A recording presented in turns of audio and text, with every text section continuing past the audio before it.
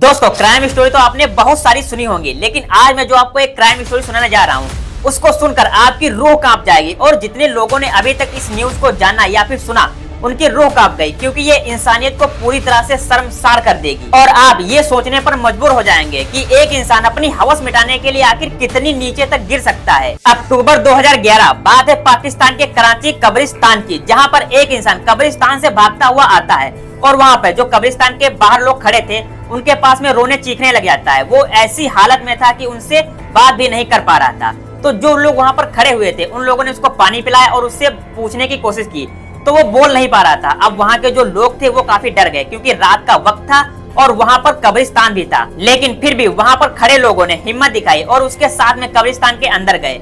लेकिन जब उन्होंने वहां पर देखा तब दोस्तों उनके पैरों के तले से जमीन खिसक गई, क्योंकि उस कब्रिस्तान में एक लाश की कब्र पूरी तरह से खुदी हुई थी। अब वहां पर जो लोग गए थे वो लोग काफी ज्यादा चौंक गए, क्योंकि वो जो कब्र खुदी हुई थी वो 2 घंटे पहले ही आई हुई थी। अब वो लोग काफी ज्यादा चौंक जाते हैं। तो उन लोगों ने उस इंसान से पूछा कि आखिर तुम रो क्यों रहे हो और इस कब्र को खोदा किसने। तो वो डर के मारे अपनी सारी सच्चाई बता देता है, और जो उसने सच्चाई बताई वो जानकर वहाँ पर जितने लोग खड़े थे वो उसको मारने पर उतारू हो गए। लेकिन वो लोग ऐसा ना कर पाए और तुरंत पुलिस को बुलाकर उस लड़के को पुलिस के हवाले कर दिया। लेकिन पुलिस ने जब इन्वेस्टिगेशन की और पुलिस के सामने उस लड़के ने जो अपना सच कबूला, वो सुनकर पुलिस भी हैरान हो गई। दोस्तों इस लड़के का नाम था मोहम्मद रियाज। इसने पुलिस को बताया कि मैं पूरी तरह से बेरोजगार था और पाकिस्तान के एक छोटे से गाँव में रहता था। मुझे पैसे की काफी सख्त जरूरत थी, इसलिए मैं शहर कराची आ गया यहाँ पर काम करने के लिए। मैं कुछ दिनों तक इस शहर में भटका, मुझे कहीं भी काम नहीं मिला। लेकिन उसके बाद में कब्रिस्तान में काम करने वाले वजीरा नाम के एक लड़के ने मेरी कब्रिस्तान में ही जॉब लगवा दी।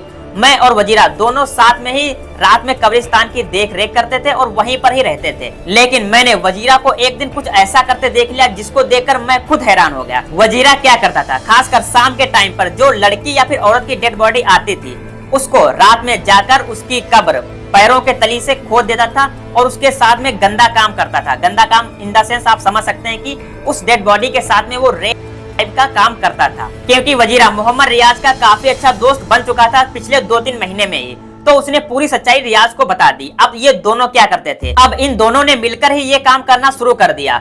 ये खासकर उस डेड बॉडी पर ध्यान रखते थे जो शाम के 3 या 4 बजे के टाइम पर दफनाई जाती थी। क्या करते थे, जब वहां पर दफना दी जाती थी डेड बॉडी, उसके ऊपर जो मुस्लिमों का अपना होता है संस्कार करने का रीति रिवाज, उसको करके मौलाना साहब चले जाते थे।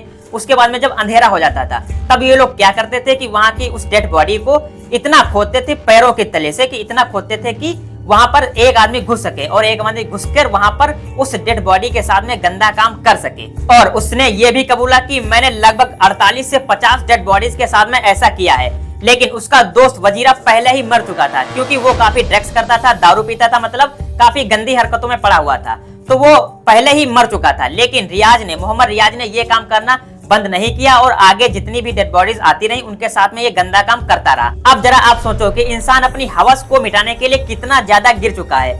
इंसान जीते जी इंसानों के साथ में तो गलत करता ही करता है, लेकिन कुछ ऐसे इंसान भी हैं या फिर ऐसे जानवर भी हैं जो डेड बॉडीज, मतलब जो मर गई हैं, उनकी बॉडीज के साथ में भी ये गंदे काम करते हैं अपनी हवस मिटाने के लिए। पुलिस ने उसके बाद में पूछा कि आखिर उस रात क्या हुआ था तुम्हारे साथ में, कि वहां से तुम डर के भाग आए और यहाँ पर चीख चिल्लाकर सबको बता दिया। तो मोहम्मद रियाज ने जो कबूला वो जानकर दोस्तों पुलिस के भी पैरों के तले से जमीन खिसक गई और आप भी जानकर चौंक जाएंगे।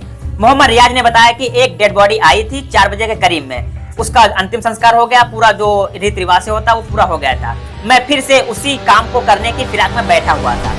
सभी वहां से चले गए, शाम हो गई और मैं गया, उसके पैरों के तले से जो माटी है उसको खोद दिया और मैं अंदर घुस गया। जब मैं उसके साथ में गंदा काम कर रहा था तब मेरी नजर अचानक से उसके फेस की तरफ पड़ी और मैंने जो देखा वो देखकर मैं डर गया, काफी ज्यादा हैरान हो गया, क्योंकि उसकी आंखें, जो डेड बॉडी थी उसकी आंखें काफी ज्यादा चमक रही थी। ऐसा लग रहा था कि वो डेड बॉडी जिंदा हो गई है या फिर उसके अंदर कोई आत्मा या फिर वो भूत बन गई है।